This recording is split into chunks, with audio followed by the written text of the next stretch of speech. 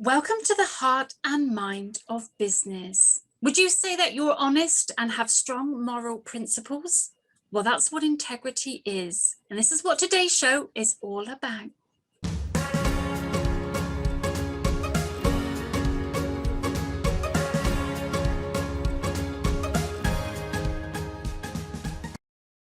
Welcome to the Heart and Mind of Business. I'm Debbie Clement Large and I'm joined by the lovely Clara Rose. And we're talking about integrity and the importance of integrity in your business. Yes. If you have a core value that includes integrity, you are likely already talking about it in your marketing. If you are not talking about it in your marketing, you are missing an opportunity for some really powerful marketing.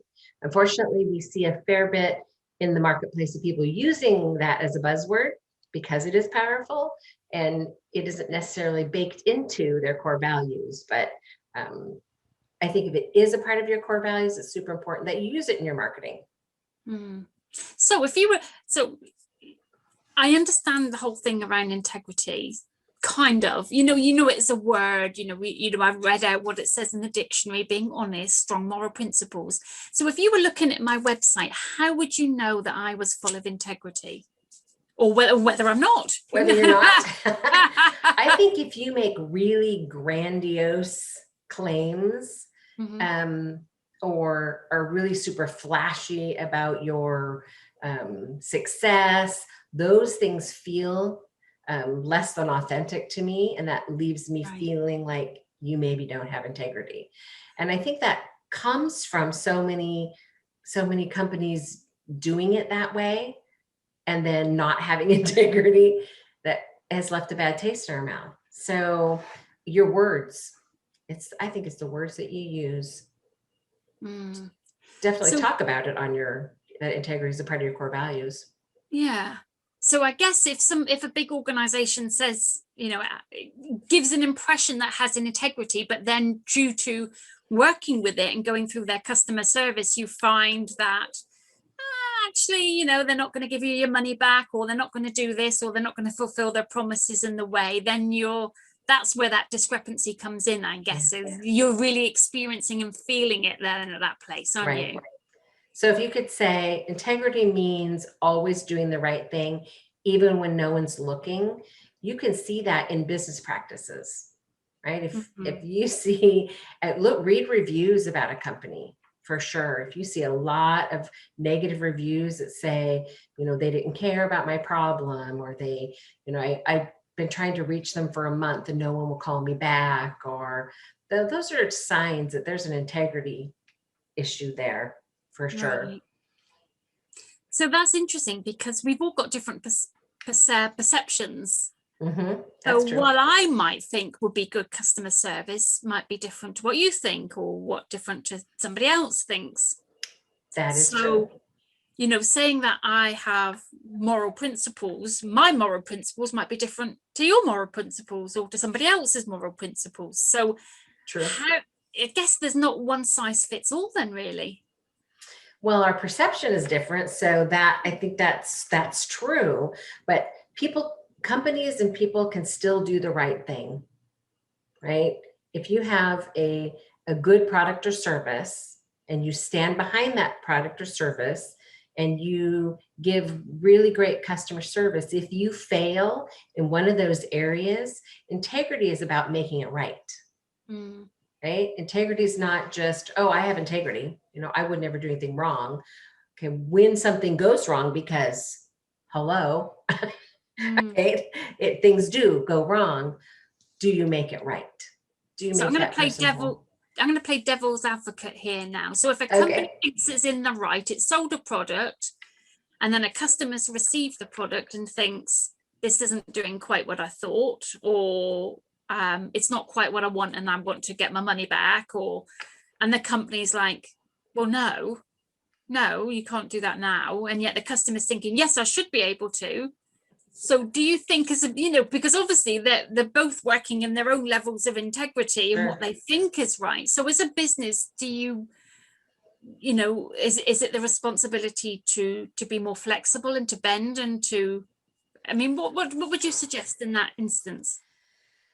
I definitely, when it comes to that kind of thing, I definitely go by my heart, right? I Right. go by and I'm a small company, right? I'm not a mega corporation. So it's easier as I'm the owner, the buck stops at me, right? So even if I had somebody do the work, a freelancer or hired somebody or, whatever, somebody else did the work and the failure was theirs and not my own, the buck still stops here. Yeah. And so I'm going to go with what feels right for me, from my own level of integrity, what feels right. Now, there's always going to be those, because so much of mine is intellectual property. So always going to be those who, go into it knowing that they're going to ask for their money back. You can't take integrity, or you can't take intellectual property back, right? Once you've sold it to them, you've sold it to them. So I always have a requirement: if you do the work and you truly are unhappy with the outcome, right, on the backside, then I have a money back guarantee on that piece of it. But if you don't do the work, you just get it, consume the knowledge, and then I don't give money back. But I work really hard to make everyone be successful, help everyone be successful. For some people, that's way more effort. For me, way more of my time. And so I really am doing everything that I can to make it right, if possible. So bigger companies struggle more with that, right? Because you might get crappy customer service at the lower levels, but the owner may never even know. That's true. And I think it really comes back to our perspectives again, what we have learned and conditioned to view as being great customer service. True, and what we believe being full of integrity means to us, and what we expect back from other people. True.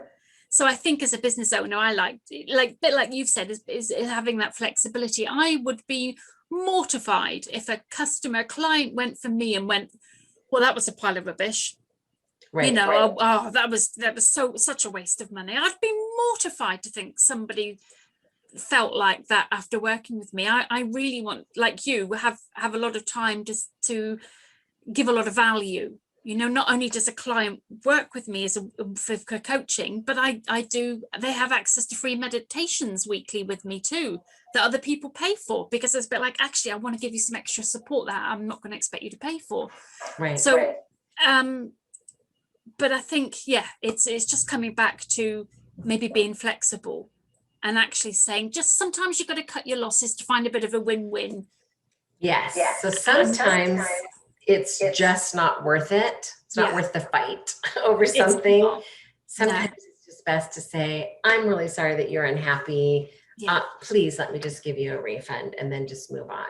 They're happy because they got what they really wanted, which was their money back. Yeah. And it means that you don't get the bad reviews. It means that actually you're not having to have a customer that is going to be more difficult to deal with, and they've got their money back. So somehow there's a win-win for everybody, and it's just sometimes just letting things go sometimes. And that peace of mind that comes from letting go of a negative or difficult client is just worth it. And don't be mean about it. So I recently saw somebody do this, somebody being obnoxious about to somebody who wanted their money back. They were just rude. Well, you're clearly going to be a problem, so I'm just going to fire you. Just rude. I'm like, okay, well, you didn't gain much, because that didn't come from integrity on your part. That was a vindictive, mean thing. We're human beings. Let's be kind to each other. Let's treat each other like we're humans. I agree. And I think that's a wonderful place to leave, is be kind, speak to one human to another, that even when someone's on the end of the phone and you don't see their face, they're still a human being. They still have feelings. So please please share, please comment. I would love to know where you are at the moment, wouldn't we?